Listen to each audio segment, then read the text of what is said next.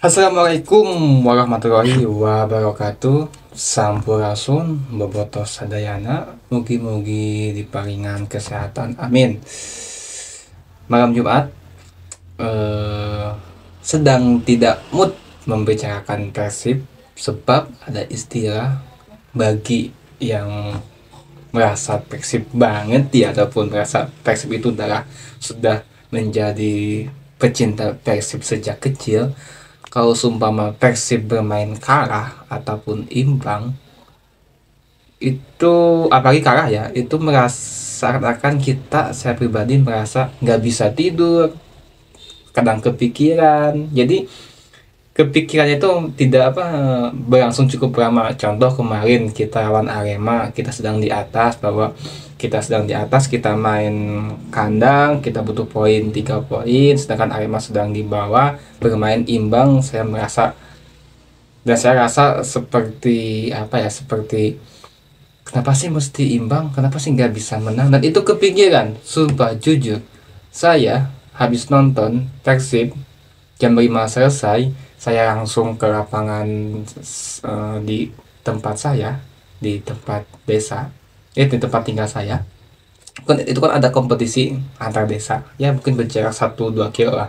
Saya ke sana langsung jam 5, saya langsung berangkat ke sana sama anak saya di depan, kecil usia 1 tahun, 1 tahun setengah, di depan naik motor. Itu di sepanjang perjalanan kepikiran, mikirin Persib kenapa bisa imbang, kenapa nggak bisa menang sampai segitunya. Itu sih ya sedikit cerita mengenai kemarin imbang lawan Persib. Kadang-kadang ketika saya masih zaman kuliah dulu di tahun 2014 sampai 2019, bahkan saya sering bolos kuliah ataupun pokoknya kalau Persib main itu saya nggak kuliah, saya semua urusan kegiatan kuliah, organisasi itu saya kesampingkan, pasti saya nonton Persib sampai segitunya ya. Mungkin teman-teman juga merasakan seperti itu ketika ngomongin Persib. Sedikit curhat mengenai Persib Bandung, perasaan kalau kalah ataupun imbang. Baik, sedikit ya teman-teman, kita tidak perlu bahas mengenai jalannya pertandingan kemarin, ya intinya kita imbang, kita tidak bisa meraih poin. Dan itu sih bagi saya sih secara pribadi, kita bobotoh mesti dewasa juga. Yang namanya permainan itu ada imbang, ada kalah, ada menang, tidak, dan pastinya semua tim ingin menang. Jadi kalau kita ingin memaksakan menang terus, kita bikin kompetisi sendiri aja untuk lingkungan desa ataupun antar kampung ya. Misalkan semua tim juga pengen menang ya. Apalagi kalau ada tim melawan Persib, baik itu tim papan atas, papan bawah, papan tengah, itu pasti ketahui kenapa tiba-tiba suka bermain bagus dan suka ngotot bermain versus Persib. Itu sih perasaanku ya. Ya, kemarin permainan banyak kontroversi sekali, masalah wasit ya. Kita masalah wasit, walaupun wasit emang kayak gitu ya, kita tidak maklumi lah. Cukup kita kesel pada hari itu aja, karena ya pemasan kita kan liga kan wasitnya. Jadi semua tim, bukan hanya Persib aja, tapi semua tim pernah merasakan dirugikan oleh wasit. Jadi is oke, santai aja, gak apa-apa. Masih banyak poin yang bisa kita ambil di pertandingan selanjutnya. Apalagi kan Persib nanti kan akan ada bermain kandang berturut-turut ya. Karena di putaran pertama kita bermain tandang 2 kali ya, ketika melawan PSM, melawan Persik, terus melawan Borneo, melawan Persebaya, itu kita main tandang. Jadi di putaran kedua kita bermain home. Jadi ada keuntungan buat kita. Ya walaupun dia wasit FIFA ya, itu udah jelas masalah handball, terus masalah ya dia perlu dibahas ya. Artinya Persib masih dalam jalur tren positifnya. Ya 12 permainan terakhir tanpa kekalahan itu sangat luar biasa. Dan mesti diingat, 12 kali tanding itu 8 kali menang, 4 kali imbang. Itu sangat luar biasa. Imbang melawan Barito, melawan Persija, melawan Borneo, kemudian melawan Arema. Jadi itu luar biasa. Emang sih pertandingan kandang kita banyak imbangnya, kita imbang 5 kali, iya, terus kita menang 4 kali sih. Tapi kita sebagai tim yang paling sering menang ketika laga tandang. Jadi bagi saya sih santai aja, walaupun memang sosial media sangat panas ya. Ya, tuh Terus kita bahas tentang sedikit-dikit isu-isu apa aja yang beredar di sosial media. Dan yang paling mengejutkan adalah tadi siang tiba-tiba Instagramnya Persib mengumumkan bahwa Putu Gede resmi meninggalkan Persib. Ini sangat mengagetkan. Ketika saya buka, ini kok meninggalkan Persib? Kok tiba-tiba gak ada angin, gak ada hujan? Nah, saya buka di Instagram ya, gak ada angin, gak ada hujan. Tiba-tiba hatur nuhun. Wah, ada apa ini? Padahal Putu Gede salah satu pemain yang apa ya, gak ada masalah. Bahkan parahnya adminnya sosial medianya IG Persib hanya hatur nuhun, gak ada captionnya gitu. Jadi membuat penonton pembaca bertanya-tanya ini karena apa sebabnya. Hanya saya cek langsung di portal berita, saya tidak menemukan di Kompas bahwa ada alasannya. Itu udah dikonfirmasi dengan bos kita Teddy Cahyono, mengatakan bahwa Putu Gede meninggalkan Persib dikarenakan surat tugasnya diambil ataupun dicabut kembali oleh Bayangkara dan dia diminta untuk bertugas kembali di Bayangkara. Padahal Putu Gede kan dikontrak oleh Luis Milla pada saat itu ya, didatangkan oleh Luis Milla dengan kontrak 2 tahun. Tiba-tiba Bayangkara kasih surat pencabut surat dinas karena dia seorang polisi, mau gak mau Putu Gede harus meninggalkan Persib dan harus membela Bayangkara. Dan ini sih menjadi perdebatan di Bobotoh, di kalangan pecinta Persib, kenapa itu bisa terjadi? Padahal ini kontrak profesional, kenapa bisa begitu? Saya juga mikir, di satu sisi mikir kok bisa begini ya. Tapi di satu sisi ya, dia sebagai anggota polisi wajib patuh pada atasan dan wajib memang bagaimanapun dia mesti ikut atasan. Tapi ini kontrak profesional, artinya mesti ada. Oke, ini kejadian mesti ada regulasi dari PSSI mengenai pemain yang terikat dengan dinas seperti TNI, polisi dan sebagainya. Ini kan agak membingungkan. Ya, waktu itu langsung saya cek, tadi saya ngecek habis Isa ya. Habis Isa saya ngecek Putu Gede langsung bikin postingan juga ya, bahwa dia di caption mengatakan bahwa saya mesti patuh pada atasan karena saya seorang anggota Polri, bisa dicek oleh teman-teman semua, saya tidak perlu membacakan. Dan ini menjadi kabar mengejutkan sekali buat kita. Putu Gede dia sudah mendapatkan tempat inti oleh Boyan Hodak. Dia bermain juga, saya rasa bermain ya, dia bermain ya pemain biasa aja ya, tidak terlalu bagus, tidak terlalu jelek ya, cukup gitu lah. Dan cukup, dengan kata cukup tersebut dia menjadi pilihan Boyan Hodak setiap kalinya. Dia absen 5 kali waktu itu karena dia kasus dengan supporter tim-tim dengan supporter tim lain itu, akibat mengacungkan jari tengah kalau saya. Tapi ini cukup mengagetkan untuk sepak bola tuh kita semua. Dan mungkin dalam hati Putu Gede mengatakan ya, anjir, apes banget aku dipanggil lagi oleh kantor untuk pindah. Ibarat terus saya punya teman, dia seorang PNS, dia tugas di Pulau Jawa, tiba-tiba dia dipindahkan ke NTT. Mau gak mau dia dimutasi ke NTT. Mau gak mau ya dia mesti ikut, walaupun dia emang udah nyaman tinggal di Pulau Jawa, tapi dia dimutasi ke NTT. Ya itulah seperti PNS ya. Oke, yang berikutnya adalah masih seputar Persib. Atau kita sedikit menyeberang kepada info mengejutkan dari salah satu rival kita, bahwa ada isu Persija Jakarta meminjam Gustavo Almeida dari Arema. Ini lumayan cukup mengagetkan sih, karena Gustavo memiliki catatan baik bersama Persib. Dia selalu mencetak gol, bahkan kemarin dia mencetak gol penyeimbang. Kemarin Gustavo bermain memang sangat bagus sih ya, yang mampu merepotkan ini pertahanan kita, dan dia mencetak total udah mencetak 4 gol melawan Persib. Putaran pertama hat-trick, putaran kemarin 1 gol, dan kemungkinan ketika melawan Persib nanti, Persija kalau ini jadi, walaupun udah dikonfirmasi, Gustavo akan kembali bermain melawan Persib. 3 kali ketemu, 3 kali bermain melawan Persib. Ya pasti sih ya, kalau dia nggak kena akumulasi, kalau dia nggak ada cedera, tapi ataukah ada regulasi dari PSSI, ya nggak tahu. Mungkin kalau ada regulasi dari PSSI bahwa pemain tidak boleh, tapi nggak tahu ya. Anehnya, ini udah ada udah ada konfirmasi dari jajaran tinggi Aremania ya Arema bahwa emang dipinjamkan. Anehnya ini gak masuk di akal sih. Arema walaupun isu awalnya ditebus ya, tapi ternyata dipinjamkan. Tapi ini secara logika kita pikir baik-baik, kenapa Arema kok bisa meminjamkan Gustavo Almeida? Padahal Arema dalam kondisi sangat mengkhawatirkan di posisi klasmen, dia diambang di zona degradasi. Sedangkan Gustavo Almeida, dia adalah salah satu pemain yang sangat berpengaruh untuk Arema. Udah 13 gol dia cetak. Walaupun 7 dari penalti, tapi tetap dihitung gol. Udah 14 gol dia cetak ya.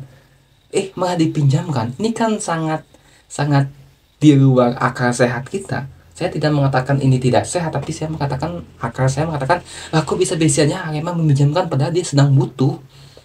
Coba bayangkan, Arema total berapa sih yang sudah cetak oleh Arema golnya? Saya coba saya cek ya, saya nggak tahu cek. Kayaknya setengah dari gol Arema itu dicetak oleh Gustavo. Nah, ini malah dipinjamkan. Dan ini menjadi perdebatan, menjadi banyak spekulasi dari para penggemarnya bahwa ada inilah disebabkan oleh masalah gaji lah, Arema tidak bisa membayar gaji lah, ini ada masalah koneksi Iwan Budianto lah, Bakri lah dan sebagainya. Tapi ya is okay, itu semua adalah hak. Jadi itu adalah hak dari semua orang bebas berpendapat, berasumsi, ya spekulasi itu hak. Tapi ya sangat di luar nalar Gustavo Arema meminjamkan Gustavo kepada tim lain padahal dia emang sedang membutuhkan pemain ini untuk berjuang keluar dari zona degradasi. Ya mungkin dia atau mungkin Arema udah pasrah aja. Dia tidak mau keluar dari zona degradasi sehingga ya udahlah. Tapi saya nggak tahu ya, tapi ya itu hanya spekulasi saya pribadi aja karena sangat di luar nalar. Terus kita kembali kepada Persib. Ini emang ya isu-isu hot ini ya, Putu Gede, Gustavo, yang isu-isu transfer pemain sangat begitu hot di kalangan Liga Indonesia. Kita kembali kepada Persib Bandung, kawan-kawan semua. Saat ini Persib tetap ada di peringkat kedua dengan poin 36. Iya ya, 34, 35 ya.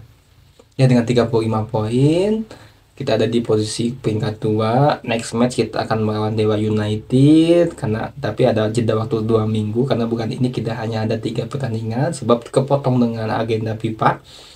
Timnas Indonesia akan kualifikasi melawan Irak sama Filipina. 2 poin dan kita mesti perhatikan Bali United sudah mulai konsisten. Ini saya juga kaget. Saya cek ternyata Bali udah 5 kali pertemuan dia bermain, dia menang terus. Terakhir dia menang melawan PSS Sleman. Bali kalau sudah dia konsisten menang terus, mungkin kejadian seperti ketika di tahun 2022 ya, yang masa Covid itu. Bali di putaran pertama, tapi waktu itu masih sistem zona series ya. Zona series ketika masih belum di Bali itu terseok-seok, tapi udah dipindahkan ke Bali langsung boom Bali seketika. Walaupun pada masa itu banyak spekulasi, tapi oke. Tapi Bali mesti diperhatikan baik-baik, ini menjadi sebuah ancaman bagi papan atas. Bali saat ini posisinya ada di peringkat 3, ada di sama kita selisih 2 poin, dia 3 poin. Next match di pekan ini dia akan melawan Borneo di tim papan atas, tim peringkat atas Borneo di kandang Bali. Dan mungkin persentase kemenangan Bali United itu sangat besar karena mereka bermain di kandang sendiri. Kalau seumpama Bali menang, berarti artinya Persib akan down ke peringkat 3 dengan selisih 1 poin, dan selisih dari peringkat 1 tetap ada di Borneo dengan selisih 3 poin. Jadi Borneo, Bali, Persib sama PSIS.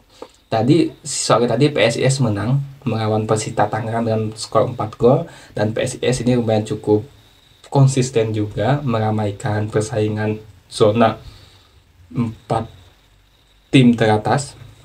PSIS ada di peringkat ke-4 saat ini dengan poin 32. Ini lumayan cukup membahayakan sih PSIS sih. karena saya juga kadang-kadang lihat main PSIS lumayan cukup. PSIS main kandang ataupun tandang juga sangat luar biasa sekali, sangat luar biasa sekali PSIS ya. Mereka sering menang main di kandang, hanya Persib yang mampu mengalahkan PSIS sampai sejauh ini di kandang. Main tandang pun juga sama ya. PSIS ada di peringkat keempat. Rans Nusantara agak sedikit down, mereka turbulensi ya, bahkan lawan Bayangkara malam ini nggak tahu sih, saya ngecek di half time-nya mereka imbang karena Bayangkara itu udah ditangani oleh siapa, Mario Gomez. Jadi Mario Gomez yang minta Putu Gede pulang kampung ke kantornya. Ah, jadi saya sih persaingan papan atas masih sangat sangat sangat seru sekali ya teman-teman semua. PSIS, Rans, terus Persib, Bali, Borneo, bahkan mungkin Barito juga sudah mulai tadi menang melawan Persebaya 2-0. Kalau Persija, kayaknya Persija saya melihat tidak tidak akan sampai finish di zona 5 besar. Mungkin Persija akan berkutat di tengah ya, tapi ya di malam ini dia udah unggul 3 gol saya tadi lihat ya.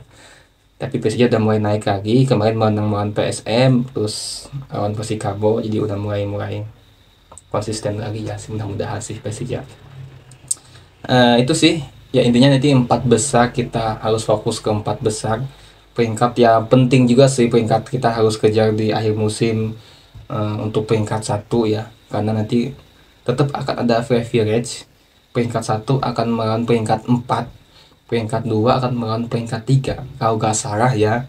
Nah, peringkat 1 sama peringkat 2 ini di mungkin zona seperti semifinal gitu ya, mereka akan bermain kandang. Itu sih preferensinya, itu bermain kandang kalau gak salah. Tapi konon ada isunya akan di sistem menjadi home away, tandang atau kandang, tapi saya nggak tahu. Tapi setahu saya konon ya, mau salah mau dikoreksi, itu akan peringkat 1 2 main kandang,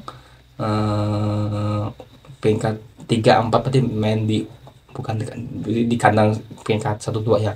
Dan di final nanti akan diadakan di GBK ya, di Jakarta. Mungkin kalau nggak GBK mungkin JIS, tapi kayaknya sih lebih baik GBK sih ya, karena GBK kan udah stadionnya kan udah ini ya, udah lama juga, dan mungkin itu stadion sejarah juga sih ya.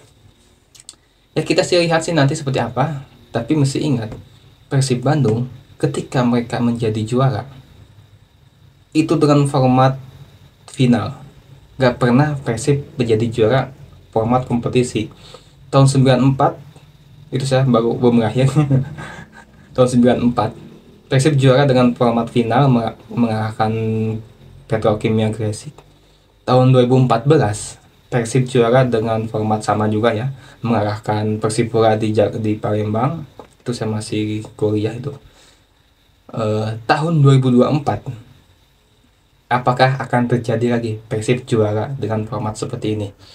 94, 14, 24. Angka 4 ini sangat luar biasa sekali. Kita lihat seperti apa nanti. Oke, teman-teman semua, lumayan cukup panjang kita bahas bincang-bincang mengenai sepak bola Indonesia, khususnya di Persib Bandung. Mudah-mudahan bagi yang nonton ini teman-teman, mugi-mugi mudah-mudahan ya tidak bosan ya. Ini hanya sebagai berbagi informasi, berbagi cerita ya tentang Persib dan sebagainya, tentang Persija dan sebagainya. Kalau di konten-konten isi-isi berita itu yang enggak seperti ini videonya, ada yang isi suaranya. Dan teman-teman semua, bagi yang suka menyukai video ini ya, saya mohon untuk dengan senang hati, sukarela untuk subscribe, komen ataupun like ya. Terima kasih. Video udah lebih 10 menit, udah mencukupi batas minimal 8 menit. Terima kasih. Sampai jumpa di video berikutnya. Sampurasun. Wassalamualaikum warahmatullahi wabarakatuh. Dah.